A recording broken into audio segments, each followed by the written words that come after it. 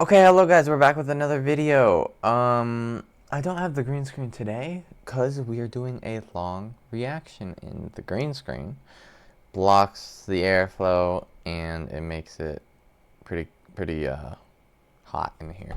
And it'll be like an hour, so I don't want to be hot for an hour. But here we are with Mr. Ruffle Waffles with 1.99 million subs. Let's subscribe. I accidentally hit my desk. I'm sorry. We've liked the video. This video will be linked in the description as well as the channel and as well as the end. I just want to refresh and see if I was to a millionth. Explanation of... I was not. That's sad. Okay, let's Hi start guys, it. Mr. Waffles here. Ruffle Today Waffles. I will be walking you through an in-depth, thoroughly researched, no-nonsense explanation of the entire Dark Aether Zombies storyline. But it's a little different to other story recaps you might have seen before. Really? Why? I wanted to try and make it feel like you were listening to a story around a campfire. Just good vibes, a cup of hot chocolate, and me, your chirpy British friend who won't shut up about zombies. We just In terms of structure, we'll start off with the original Treyarch universe, but quickly zoom forwards into this new Dark Aether one because it's much more relevant today. That'll bring us into the events of Cold War, which sort of establishes and anchors us to key events in history. And once we've covered all of those, I'll walk you through exactly how Call of Duty Vanguard plugs into that framework. Believe me, we have a lot of ground to cover today. But before we do so, just three quick things here that I need to mention. First, I've added chapter markers to the video so you can watch this in sections if it's too long to get through the whole thing in one sitting. Second, I could have made this video about 4 hours longer, and if you enjoy what I've done here and you do want to see a bigger version in the future, let me know by simply dropping a like or leaving a comment. And finally, credits. I've hired writers, editors, animators, artists, and more for this project, as well as getting support from a lot of folks from my Discord and other community members. And I wanted to say thanks to all of those people for their contributions. I can only hope that all of the time, money, and sleepless nights spent on this will be worth it and you'll all enjoy the video. So, with all of that said, let's start with a trip down memory lane, shall we? Tracing our roots back to when the zombies storyline began. I hope you've got your hot chocolate ready. Enjoy. I don't have my hot chocolate, but I do have an orange Gatorade right here.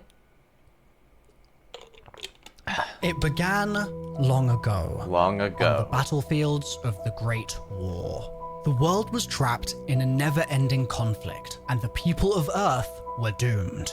The fate of humanity was sealed within an unending cycle, and all were cursed to repeat the same grim fates again and again. Within this never-ending loop, 4 heroes arose who fought back against the Scourge. At first, they simply perpetuated the conflict, and their resistance cost them deeply.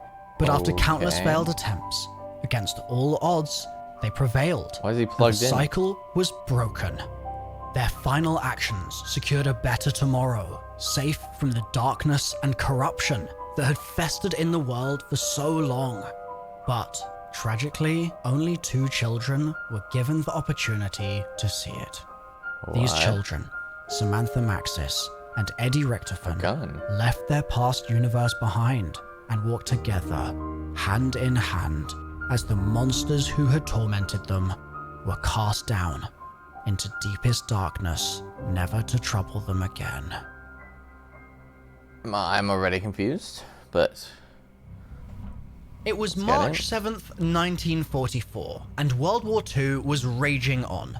Deep in a bunker in Morasko, Poland, German scientists who had the area occupied were preparing to activate a particle accelerator in hopes of making discoveries that could help their country win the war. The site, codenamed Project Endstation, was being overseen by Dr. Ulrich Vogel, who was personally in charge of the usage of the facility's cyclotron. However, on that day, upon the activation of that cyclotron, the fate of our world was changed forever. Specifically, when the machine was powered on, this is the one I played, and another world were bridged, creating a large dimensional breach in the center of the cyclotron chamber. All the readings are within acceptable parameters. Looks like we are getting the collisions we expected and, some interesting patterns are starting to... Are starting to what? I do not know. Gauges are redlining. Experiment gone wrong. Oh my goodness. God, what is happening to the air around the collider? You men, get away from that! Anomaly. This was the Cold War zombies, I think. Cut the power! I'm trying! Controls are not responding!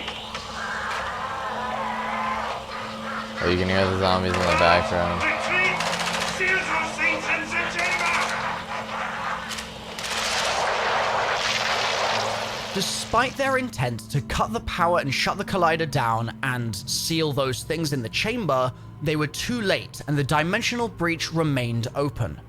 Once the dust settled and they had control of the situation once more, they realized the opportunity this presented to them. Various experiments were initiated to try and understand this newfound dimension, as well as the mysterious chemical element that spilled from the breach. And the At the Aether time, crystals. the German scientist called it Exo-Element 1. We now know it to be called Etherium. Unbeknownst to the scientists at the site, the breach they had opened also had a totally unexpected impact on several ancient artifacts around the globe. Whoa. Each of these artifacts had previously been tied to a corresponding elder god of great power within the Dark Aether. But without an open bridge to that dimension, the artifacts had remained inactive. Now that the breach was open though, their links were re-established, and it doesn't take much imagination to guess that these empowered objects could do great damage in the wrong hands. We'll circle back to this later, Empowered as artifacts it's all absolutely across the crucial globe were to now understand activated. the nature of those artifacts and the ancient gods, known as Old Ones, that they were all tied to. For now, though, we're going to put this part of the conversation on pause. I remember and we're going this to return area in to the Cold breach War. in Morasco. It was fun. As World War II drew to a close, the Germans You can watch quickly my Cold War lost the videos ground they from held years in ago. Poland and fled the facility, and in the chaos of their escape, the cyclotron was left active.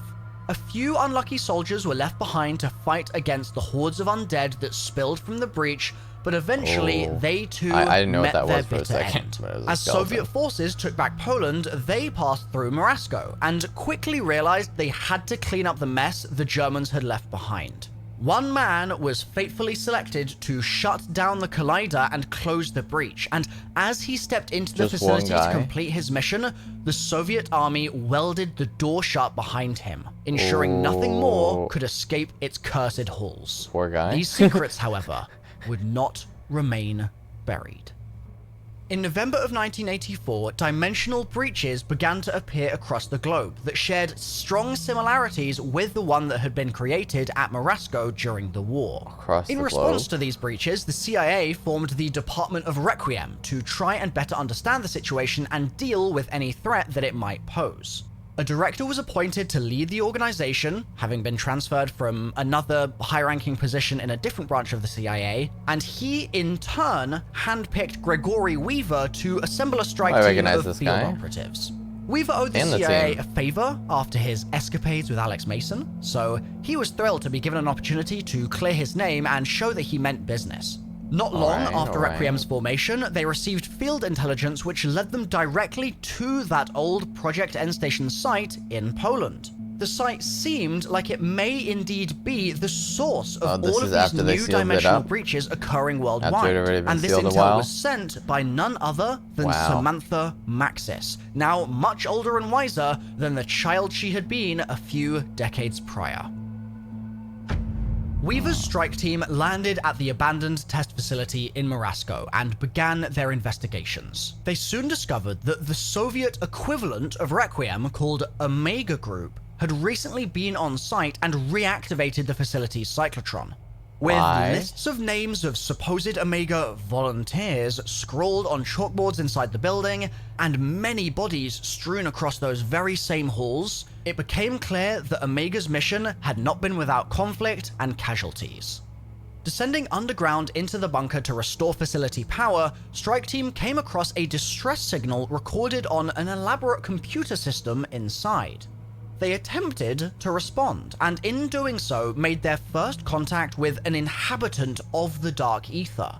The man was trying to call for help, but could only communicate through text, and as his identity was unknown, for now, We will simply refer to this mysterious character as the Stranger. Wow, that was dramatic. Once Strike Team had activated facility power once more, they were much better equipped to assess the situation around them. They realized that the large cyclotron in front of them was still active, and this was likely the cause of all those dimensional breaches that had appeared worldwide. It's our lucky day, Strike Team. We have new orders from the Director. We are to shut down the dimensional breach in an effort to contain the spread. The Strike Team Wait, so are we saying the guy that's job was to shut it down failed? Come on, bro. Energy signatures around the site that they called dark ether anomalies, and they used them to see visions of the past across the station. In doing so, they stumbled on the key to shutting the cyclotron down. A computer was still on site that once belonged to Ulrich Vogel, the lead scientist at Project End Station. I remember this for some reason. It's all like coming back to me. Cold War's the only... I played Cold War Vanguard Zombies. But I remember doing all the Easter eggs. Computer controlled a machine designed to restore brain functionality to the undead, and Strike Team realized they could use this to try and find someone who might be capable of shutting the cyclotron down for them. To log into the computer and get that machine up and running, Strike Team found Dr. Vogel's journal and made a note of the password they found written inside. Next, they had to lure a suitable zombie into the machine to restore brain functionality too. They obviously wanted a candidate who had a good knowledge of the facility itself in the past, and they settled on a roaming boss zombie called the Megaton. With him trapped inside the chamber, they started the changing... So they're bringing brain functionality back to the Megaton. Oh, and then he breaks out, doesn't he? The newly restored Megaton began to panic and scream. He was terrified at his recovered sentience, having long since lost his humanity to Etherium. But the Strike Team found a photo of his family and used it to calm him down. In doing so, they learned Orlov's story from visions of his past self. My son, really? Little Katya, I know you cannot hear me, but I must ask you, give me strength. Omega Group has given me my orders. I am to restart that infernal machine. In this, I have no say. It is my duty. When it is reactivated, I do not know what will happen.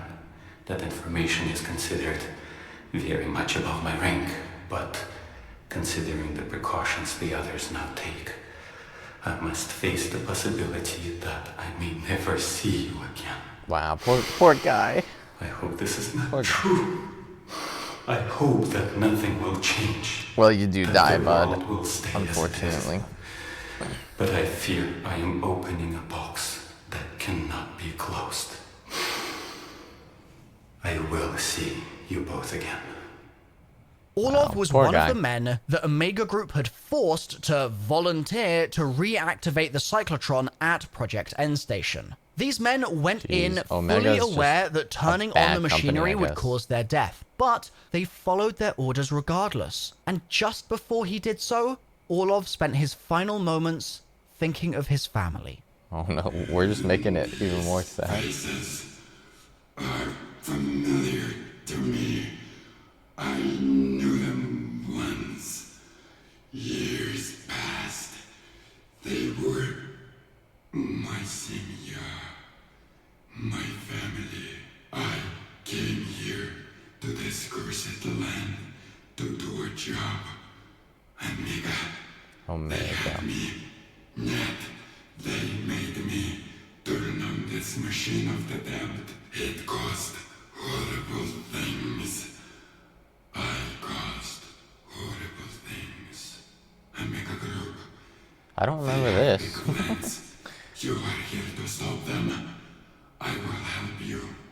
We will shut off this infernal machine. The shotgun was good. Completely irrelevant. The first step. I will repair the damage I have done. With Orlov now soothed and willing to help right the wrongs of Omega Group's past actions, the Strike Team successfully disabled the machine. Oh, I remember. This is the final level. This was decided to stay behind. He would activate a nuclear bomb left in the facility and ensure Project End Station's permanent destruction. Before they made their escape, though, Orlov one final time reflected on his family. If someday you meet my Sonia and Katya, tell them I will see them both again. Wow. He's a Weevil family was man. hopeful to see Maxis in the field once Strike Team had completed their mission that they had based on her intel. However, she was nowhere to be found. Instead, she was focused on a new objective. Maxis was on her way to meet face-to-face with someone who had contacted her from within the Omega Group. This contact wanted to meet in person as they had become disillusioned with Omega Group's activities and wanted to help stop them. They requested Maxis meet them at Omega Group Outpost 25, a previously abandoned military firebase in Khe Sanh, Vietnam.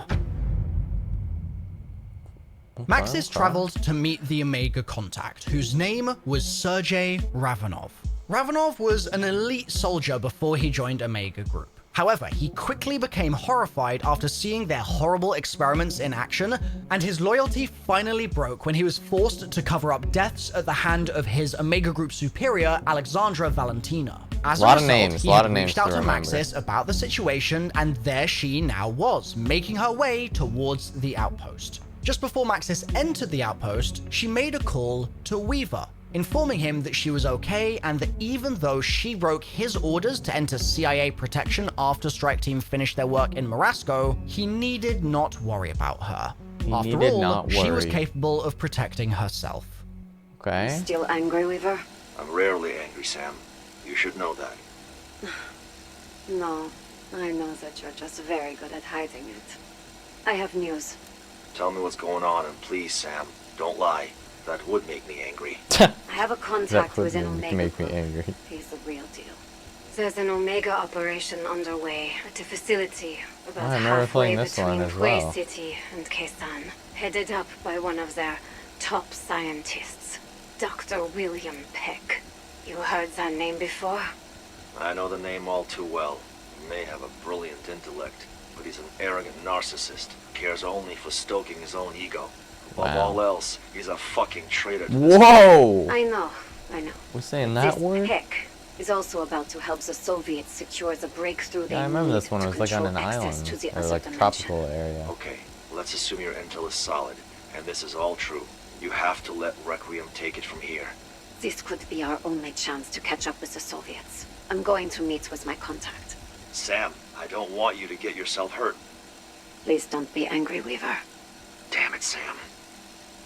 Damn it. Unfortunately for Maxis, her phone was tapped when she made that call, which caused her whereabouts to be discovered by Omega Group. This resulted in Maxis being captured and interrogated by Omega's Dr. William Peck. Peck was an American defector now working for the Soviets, and he headed Omega's Exoscientific Phenomena Research Department. The focus of Peck's interrogation of Maxis was to try and determine who in Omega had reached out to her in the first place. He grew frustrated at Samantha's stubborn refusal to answer his questions, and after a discussion with one of his contacts, he decided to throw her into the Dark Aether to be rid of her for good. Soon after, Ravanov contacted Weaver to inform him of the situation at Outpost 25.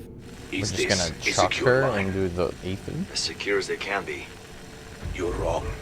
They're listening. They always are.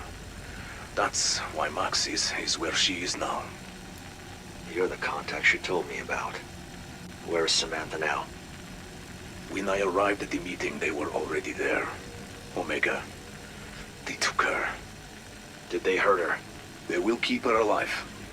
At least, for now. They will have taken her to their facility. The one where you must go. Where you must send your people. Who are you to tell me what I should do?